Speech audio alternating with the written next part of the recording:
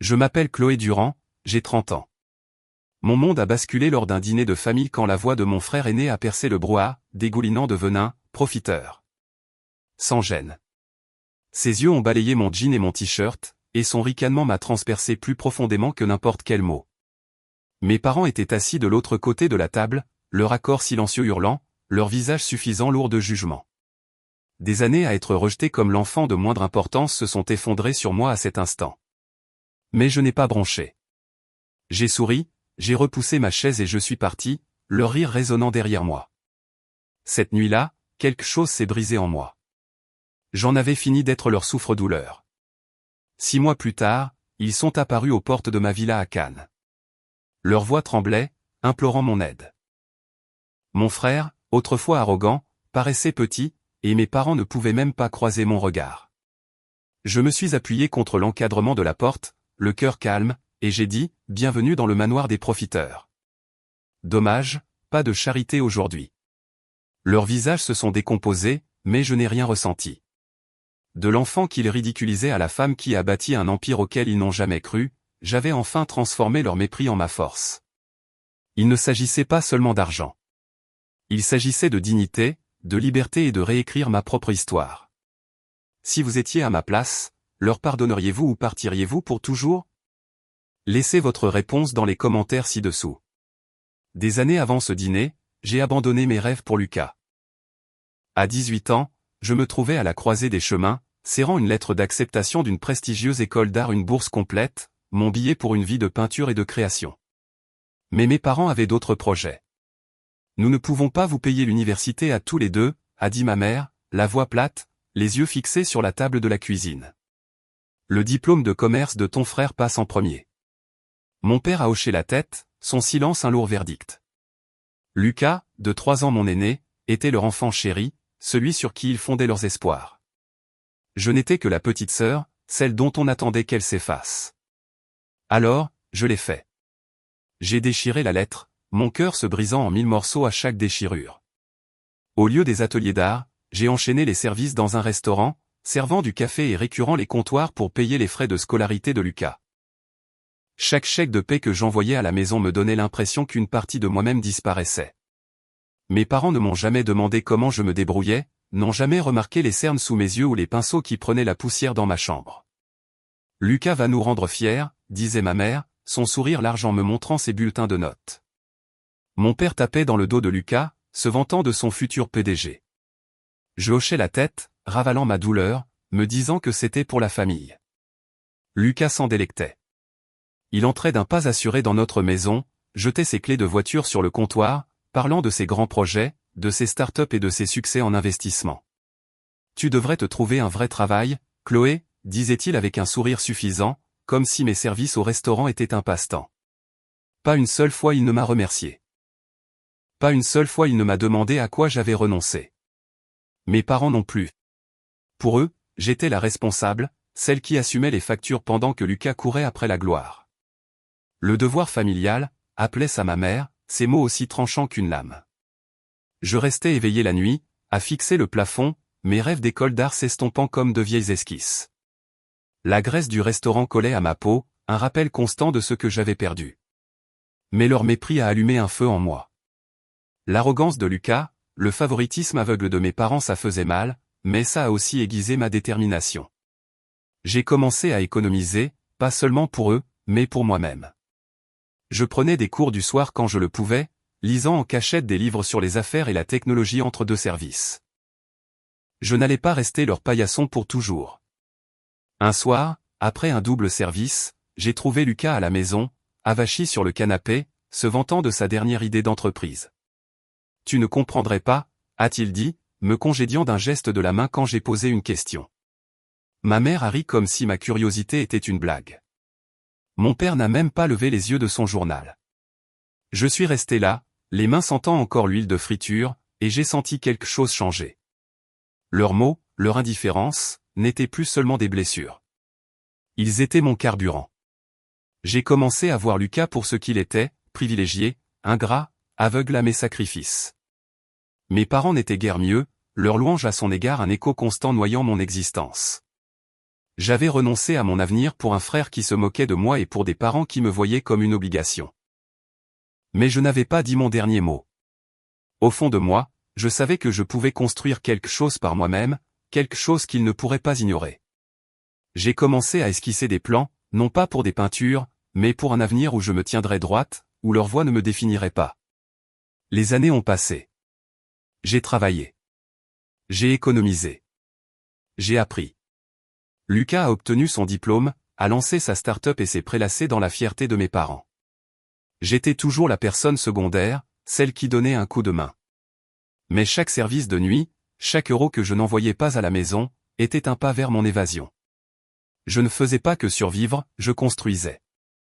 Et bien que la douleur de leur mépris ne se soit jamais complètement estompée, elle m'a poussé à aller plus loin. Je leur montrerai, non pas avec des mots, mais avec ce que je pouvais devenir. Les années passées à être ignoré et à me sacrifier en vain avaient forgé en moi une résolution féroce. S'ils ne me voyaient que comme une ombre, alors je créerais ma propre lumière. Au lieu de cela, j'ai consacré chaque once d'énergie à construire quelque chose qui n'appartenait qu'à moi, une start-up pour changer des vies. Mon idée était simple mais audacieuse, une plateforme d'apprentissage en ligne pour les étudiants défavorisés, les jeunes qui ne pouvaient pas se permettre des tuteurs ou des écoles chics.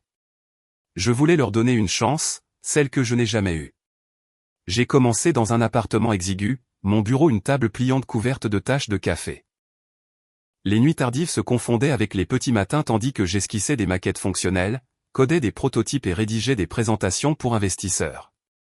Mes mains tremblaient la première fois que j'ai testé la plateforme, une application basique avec des leçons de mathématiques et de lecture pour les lycéens.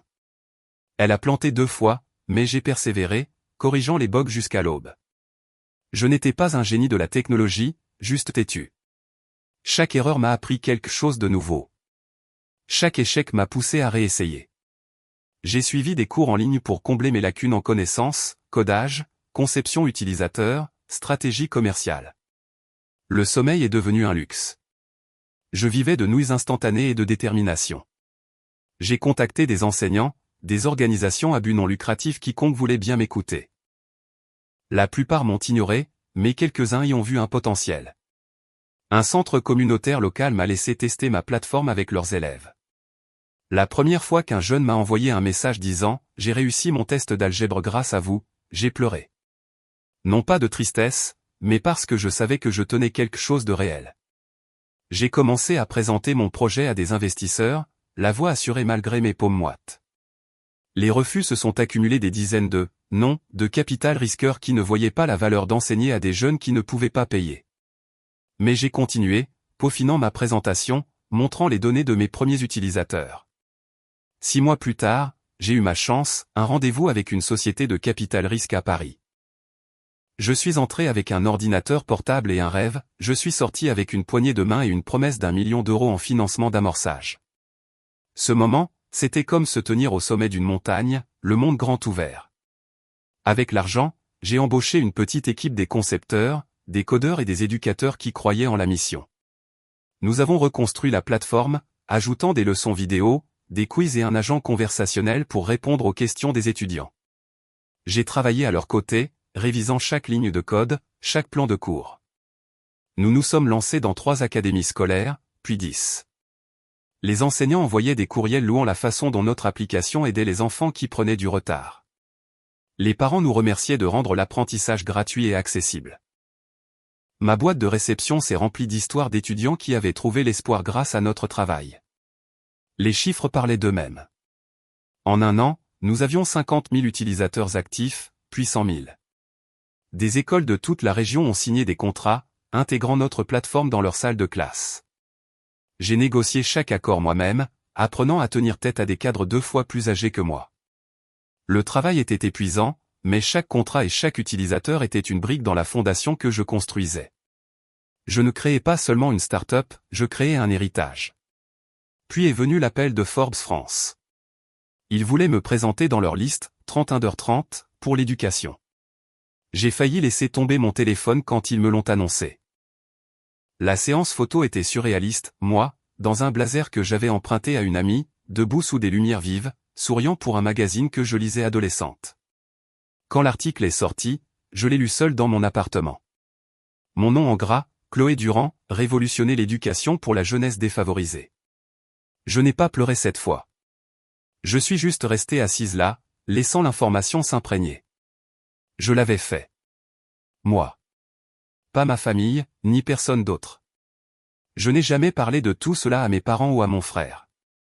Leur voix, me traitant de fardeau, rejetant ma valeur, résonnait encore dans ma tête. Mais je n'avais plus besoin de leur approbation.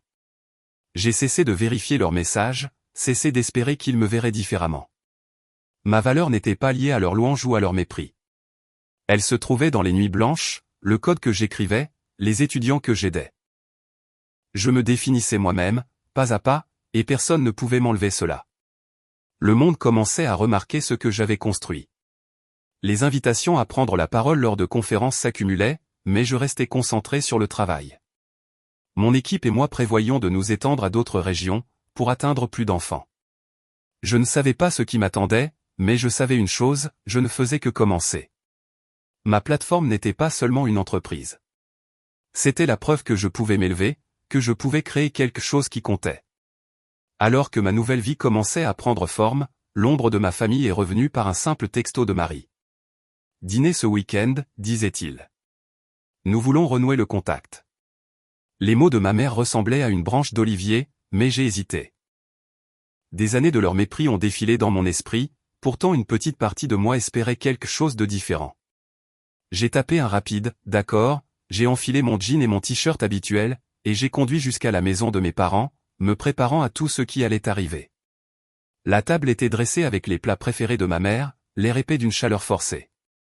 Mon père m'a accueilli d'un signe de tête rigide, ses yeux balayant ma tenue décontractée avant de détourner le regard.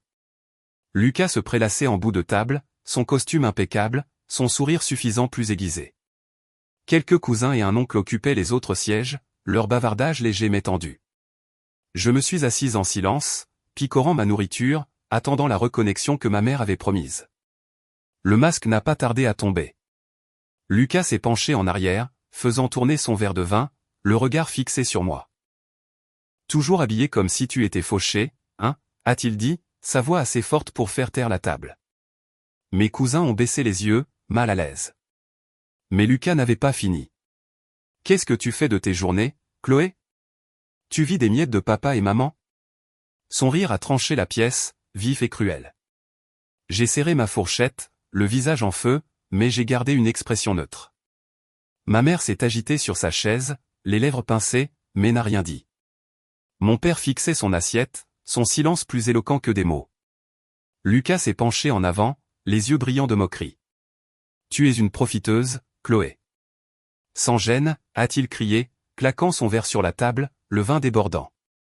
La pièce s'est figée. Mon oncle a toussé maladroitement. Mes cousins évitaient mon regard, mais mes parents n'ont pas bougé. Leurs yeux, froids et approbateurs, me disaient tout, ils étaient d'accord avec lui. Je sentais le poids de leur jugement, le même mépris que j'avais enduré pendant des années. Mais cette fois, ce n'était pas juste une offense discrète. C'était public, brut, destiné à humilier. Mon cœur battait la chamade, une tempête grondant à l'intérieur, mais j'ai refusé de le montrer.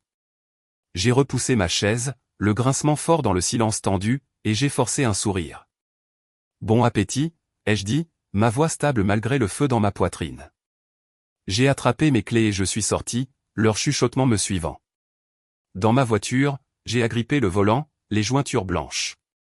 Les mots de Lucas résonnaient, profiteuse, sans gêne, chaque syllabe une lame. Le silence de mes parents faisait encore plus mal, leur refus de me défendre une trahison plus profonde que n'importe quelle insulte. J'avais passé des années à tout leur donner, et c'est ainsi qu'ils me voyaient. La colère que j'avais enfouie depuis si longtemps a surgi, brûlante et irrésistible. Je n'étais plus la fille naïve qui avait déchiré ses rêves pour eux. J'avais construit quelque chose qu'ils ne pouvaient pas toucher. Et je n'allais pas laisser leur mépris me définir. En m'éloignant, mon esprit s'emballait. L'arrogance de Lucas, la complicité de mes parents, ils pensaient me connaître. Ils pensaient que je n'étais rien. Mais je connaissais la vérité. J'avais créé une plateforme qui changeait des vies, obtenu des millions en financement et gagné une reconnaissance qu'ils ne pouvaient imaginer. Ils ne méritaient pas de le savoir, pas encore. Mais leurs mots ont allumé une mèche. Je n'allais pas rester silencieuse pour toujours. Ce dîner n'était pas la fin. C'était l'étincelle. Je leur montrerai qui était le vrai profiteur, non pas avec des disputes, mais avec des actions qu'ils ne pourraient ignorer. Le lendemain matin, j'étais assise dans le bureau de ma villa, ma résolution pareille à de l'acier. J'ai ouvert mon ordinateur portable, mes doigts stables tandis que je consultais les relevés bancaires. Je me suis connecté à mon application bancaire et j'ai gelé tous les paiements vers leur compte. Mon comptable a reçu un appel ensuite, avec des instructions claires pour bloquer tout transfert futur. Mon téléphone a vibré avec un message de Marie. Peux-tu aider avec la facture d'électricité ce mois-ci? Juste un peu. J'ai fixé les mots, la mâchoire serrée, puis j'ai supprimé le texto. Pendant des années, j'avais été leur béquille financière, les sortant d'affaires pendant qu'ils louaient Lucas et me rejetaient. C'était terminé. Les couper de ma vie, c'était comme récupérer une partie de moi-même, un poids s'envolant de mes épaules. 3 jours plus tard, Lucas a appelé. Je l'ai ignoré, m'attendant à une autre pique. Mais ce qui est venu était pire. Il avait fouillé dans les relevés bancaires et découvert la vérité. Des années auparavant, j'avais investi anonymement 50 000 € dans sa start-up alors que ce n'était qu'une idée fragile. Je l'avais fait par l'intermédiaire d'un fonds tiers, ne voulant ni ses remerciements ni leur approbation. J'avais cru en son rêve une fois, malgré son arrogance. Mais au lieu de gratitude, Lucas s'est tourné vers Twitter, sa publication un mensonge vicieux. Chloé Durand, ma soi-disant sœur, est une parasite égoïste qui détruit notre famille. Elle amasse son argent et nous tourne le dos. La publication a récolté des centaines de retweets et des milliers de vues, ses abonnés renchérissant avec venin. Gamine ingrate, a écrit l'un. Destructrice de famille, a dit un autre. Mon téléphone vibrait sans cesse alors que des inconnus me taguaient, leurs mots vifs mais creux. J'ai parcouru le fil, mon pouls stable malgré la piqûre. La trahison de Lucas n'était pas nouvelle. Elle était juste plus bruyante maintenant, étalée sur les réseaux sociaux à la vue de tous. Il avait pris mon investissement, mon sacrifice, et l'avait transformé en un récit qui me peignait comme la méchante. Son audace ne m'a pas choqué. Elle m'a nourri. Je n'allais pas laisser ces mensonges me définir. J'ai pris mon téléphone et j'ai appelé Aurore Bernard, ma meilleure amie et une avocate douée pour trancher dans le chaos. Aurore, ai-je dit, ma voix calme mais empreinte de feu, j'ai besoin que tu m'aides à enterrer ça. J'ai fini d'être gentille. La réponse d'Aurore a été immédiate. Donne-moi tout, chaque reçu, chaque relevé bancaire, chaque contrat de prêt. Nous allons construire un dossier qu'ils ne pourront pas esquiver. J'ai passé les 2 jours suivants à extraire des documents de mes archives. Il y avait des courriels de Georges promettant de rembourser un prêt de 7 000 € pour la rénovation de leur cuisine, jamais touché. Les textos de Marie implorant 2 000 € pour des dépenses imprévues restaient sans réponse dans ma boîte de réception. L'investissement dans la start-up de Lucas était là aussi, documenté par les journaux de transactions du fonds. Clair comme de l'eau de roche, le total était stupéfiant, plus de 150 000 € injectés dans leur vie, de l'argent que j'avais gagné par des nuits blanches et un travail acharné. Aurore a examiné les fichiers lors d'un appel vidéo, ses yeux se plissant en parcourant chaque page. C'est béton, Chloé, a-t-elle dit. Ils n'ont aucune base sur laquelle s'appuyer. J'ai demandé à Aurore de compiler le tout en un dossier. Chaque euro comptabilisé, chaque promesse rompue mise à nu. Je ne savais pas quand je les affronterais, mais je voulais que la vérité soit prête, indéniable. La publication de Lucas sur Twitter continuait de se propager, ses abonnés amplifiant ses mensonges. Certains taguaient même le compte de mon entreprise, essayant de salir ma réputation. Je n'ai pas riposté en ligne. Ce n'était pas mon style. Mon champ de bataille, c'était les faits, pas les hashtags. J'ai passé des heures avec Aurore, élaborant une stratégie autour d'un café, planifiant comment présenter les preuves le moment venu. Nous ne voulons pas seulement qu'ils reculent, a dit Aurore, la voix tranchante. Nous voulons qu'ils s'étouffent avec leurs propres mots. Alors que j'organisais les derniers documents, une confiance tranquille s'est installée en moi. Lucas pensait pouvoir rallier une foule contre moi, mais il avait mal calculé. Sa start-up, construite en partie sur mon investissement, vacillait. J'avais vu les signes dans les rapports de l'industrie, bien que je les gardais pour moi. Georges et Marie, dépendants de mes aides, n'avaient aucune idée de ce qui allait arriver. J'avais passé des années à les soutenir, pour être ensuite vilipendé. Maintenant, je réécrivais l'histoire. Le dossier n'était pas seulement une preuve de leur dette. C'était un miroir, les forçant à faire face à leur ingratitude.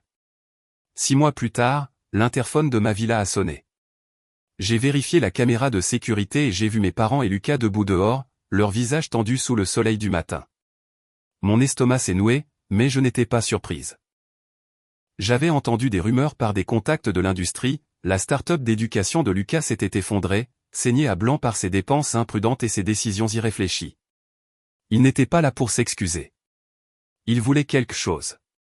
J'ai appuyé sur le bouton de l'interphone et les ai laissés entrer, mon expression indéchiffrable alors que je me préparais à ce qui allait suivre. Ils sont entrés dans mon salon, leurs yeux parcourant les meubles élégants et les larges fenêtres. Marie serrait son sac à main, ses jointures pâles. Georges évitait mon regard, les épaules affaissées. Lucas, cependant, se tenait droit, la mâchoire serrée comme s'il avait encore quelque chose à prouver. J'ai fait un geste vers le canapé, mais ils sont restés debout, l'air chargé d'attentes inexprimées. Nous devons parler, Chloé, a dit Marie, sa voix douce mais tremblante. Lucas a des problèmes. Son entreprise a fait faillite. Nous avons besoin de ton aide. Je me suis adossé à ma chaise, laissant le silence s'étirer. Lucas s'est agité, les mains dans les poches, mais n'a pas parlé. Georges s'est raclé la gorge. C'est juste une mauvaise passe, a-t-il dit, sur un ton suppliant. Tu en as les moyens, Chloé. Tu pourrais le remettre sur pied. L'audace m'a frappé comme une gifle. Après des années de leur mépris, après les mensonges de Lucas sur Twitter, il se tenait dans ma maison pour me demander de le sauver.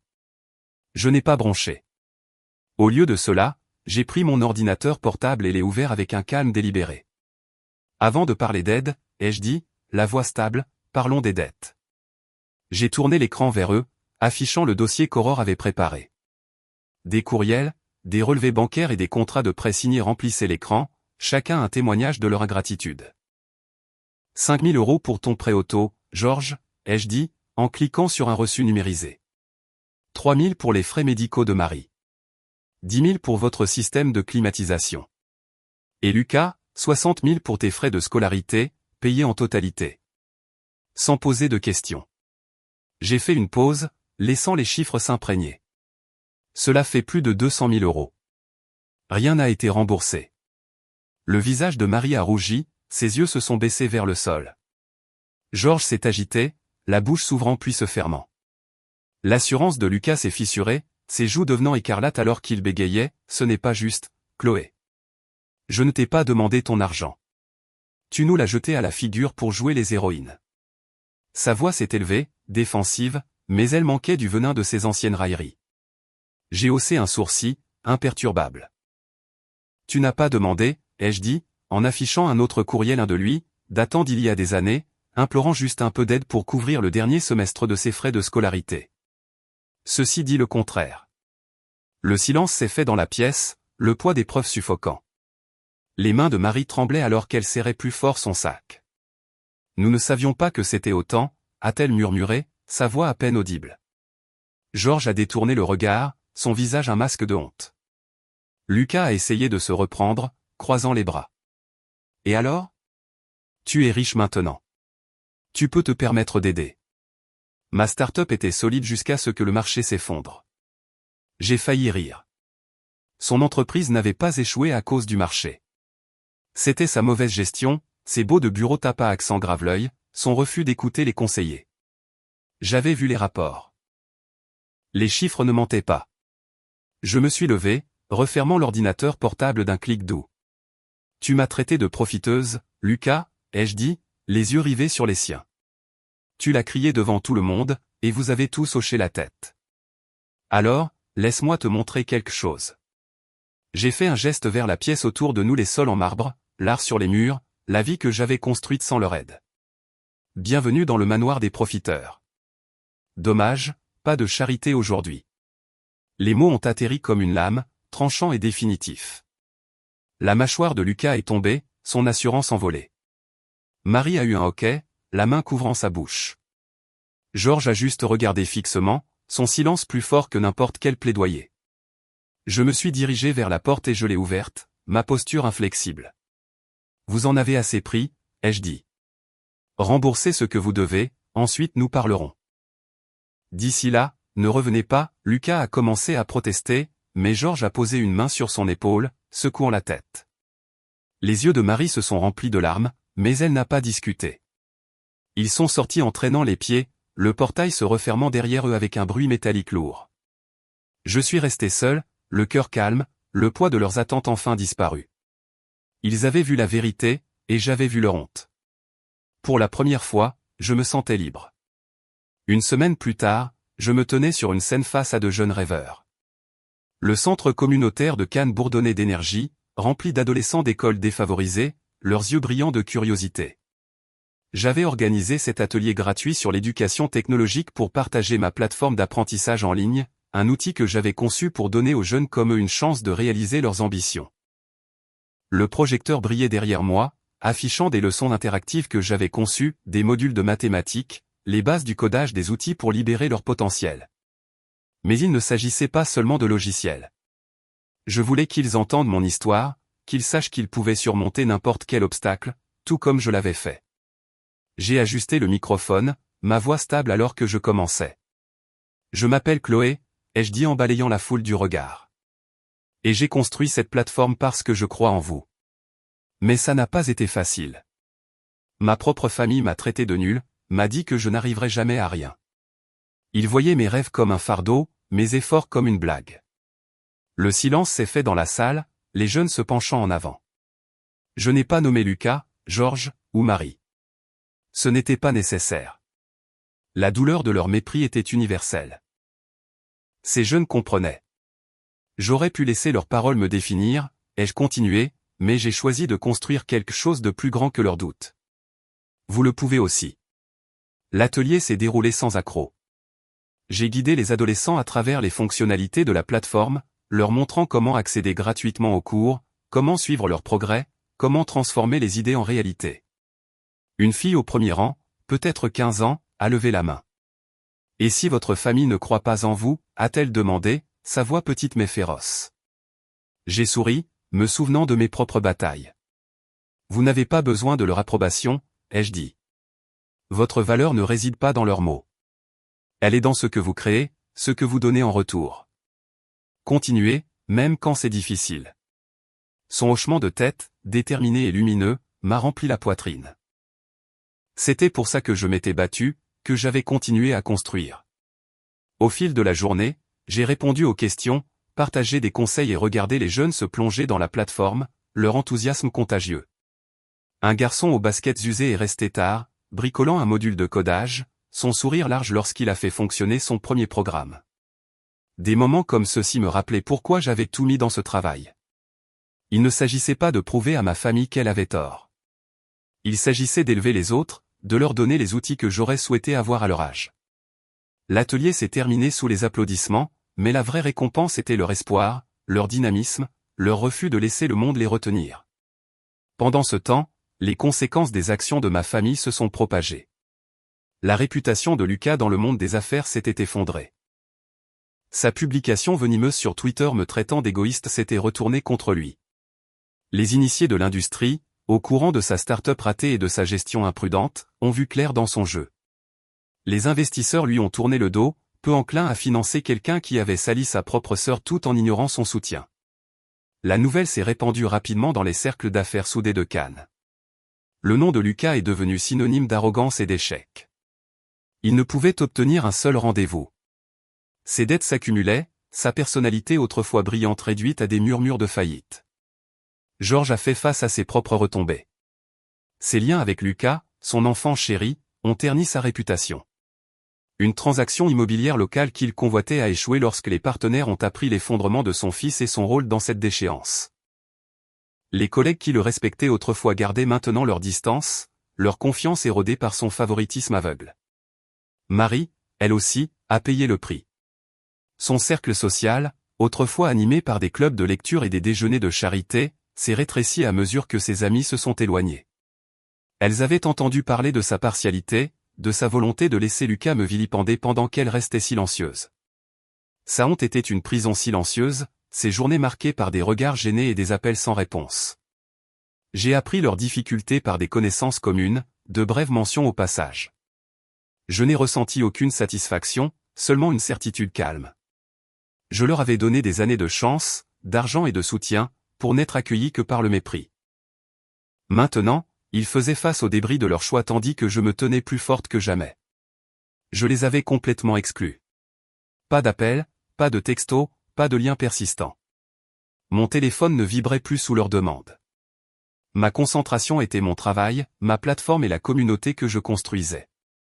Cannes est devenue ma toile, un endroit où je pouvais inspirer, pas seulement survivre. À la fin de l'atelier, je me tenais sur le podium, regardant les jeunes visages. Votre valeur n'est pas définie par les mots des autres, ai-je dit, ma voix claire et ferme, mais par ce que vous construisez et ce que vous donnez en retour. Les mots flottaient dans l'air, une promesse que j'avais vécue.